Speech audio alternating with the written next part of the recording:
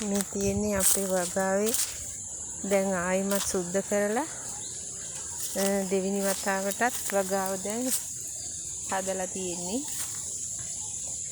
මේක දැන් මේ ඉස්සරහට නියඟයක් එනවා එළි නොවෙනවා කියනවා. ඉතින් අපිත් අපේ රැකියාවට අමතරව යමක් කරන්න එපා.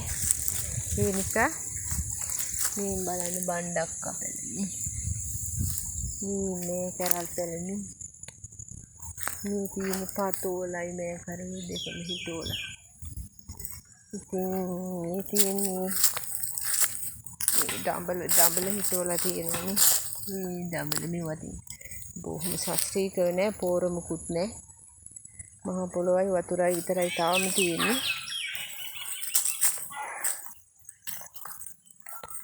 ඔව් දැක්කා නේද? ඔයාලත් මෙහෙම වගා කරන්න පුරුදු වෙන්න.